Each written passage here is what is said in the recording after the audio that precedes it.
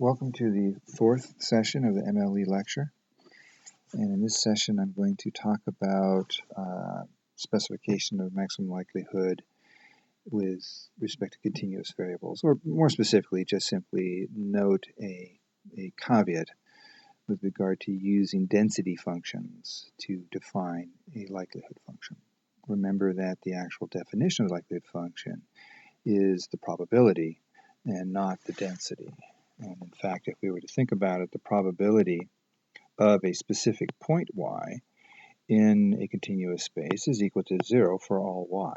So if we were really honestly to write the likelihood function for a set of points or values in a continuous space, we would end up with zeros regardless.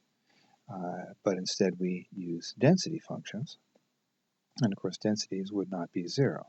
So, or not necessarily 0, so that could work out fine. And so we essentially, for continuous variables, we will specify it in terms of density functions. But there is a bit of a drawback to that, and so that's what I'm going to comment here so that you can be aware of kind of the costs associated with that. So let's consider that we are observing y's, and in a way you could say this is fortunate.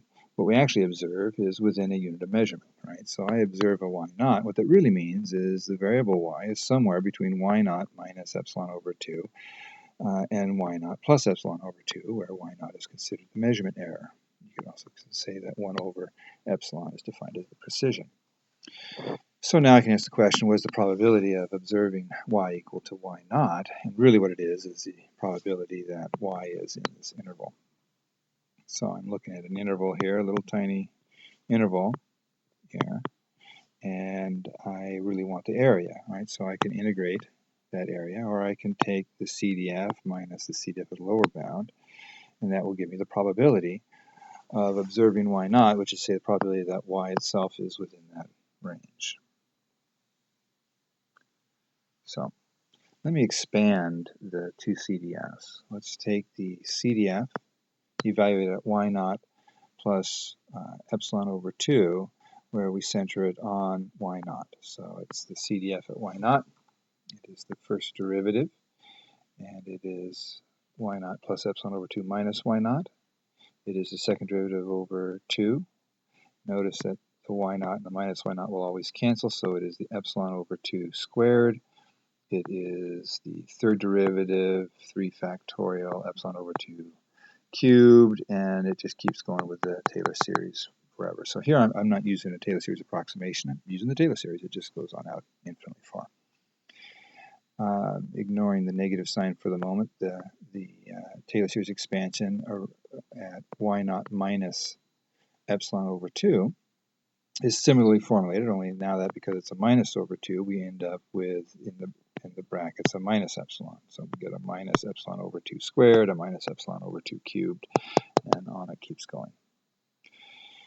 Now, if we subtract the second from the first, that's going to give us the probability, right? So our probability of y naught is that subtraction, and that's going to give us the first derivative times epsilon plus the second derivative over 2 times epsilon over 2 squared minus the negative of epsilon over 2 squared, right? But this is going to go to 0. The third derivative over 3 factorial, epsilon over 2 cubed minus a negative epsilon over 2 cubed. This does not necessarily go to 0. Plus a fourth term, a fifth term, and on it goes. All even terms will be 0, right? Because the even powers are going to make this become a positive, and so they will actually be the same term minus the term will be to 0. So the only thing left that is not necessarily 0 is going to be the odd terms. The first derivative of the CDF is the PDF. So what I have is the PDF times epsilon plus the sum of the Taylor series terms across all the odd terms. All right, so let me call that sum little g theta epsilon. So my probability is the density at theta times the measurement error plus this function. So let me call the maximum likelihood estimator based on the full expression as the maximum likelihood estimator, theta MLE, and my theta hat is going to be the estimator based on the density, kind of the maximum pseudo likelihood estimator, let's call it that. Let's consider what we get. So this top curve, let's say, is the actual function of the likelihood, and it's made up of two components. It's made up of the F theta component, that's the darker curve, and G, which is this dashed curve. You sum those two together, even though my drawing might not exactly make it out that way. The two curves summed together will give us this top curve. Okay. Now, as epsilon, the measurement error, goes to 0, then G goes to 0. This dash curve heads towards 0. And the two top and the full maximum likelihood and the pseudo maximum likelihood, which is this dark pseudo maximum likelihood, will converge together, and their maximums would in fact become the same. Asymptotically, at least, they would approach the same. Now, what if instead we'd look at as n goes to infinity? So let's fix our measurement error, and we let n go to infinity. Well, now it's a matter of precision and information. The more n you have, the more information you have about the points, and in fact, they start converging because you get much more information about the likelihood function, and they will actually begin to separate. In other words, no matter how close they are, eventually the information can tell the difference, right? Eventually, whatever this curved function is doing to shift it away from the pseudo likelihood will be picked up as n goes to infinity. So really, whether this is a good estimator in this situation is going to depend on whether or not your epsilon is converging to 0 faster than your n is converging to 0. If the rate of convergence of, and I probably shouldn't have written it this way, this is small order terms, but what I really mean is if the rate of convergence associated with the increase in n is greater than this convergence increasing with epsilon, then it's not consistent, otherwise it is consistent. Right? For any finite epsilon, theta is not consistent.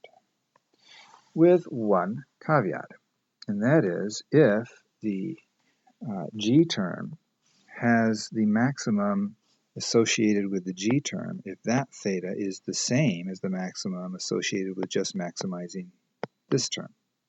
Okay, so essentially, if both of these, G and the pseudo likelihood, maximize their theta hat at the same point, then it will be the same point as the maximum likelihood estimator. And so for many functions, that's the case. And so the density is fine simply because the G term is not going to take you away from maximum likelihood, so we can just as well use the theta hat, notwithstanding the fact that we have this G function in existence.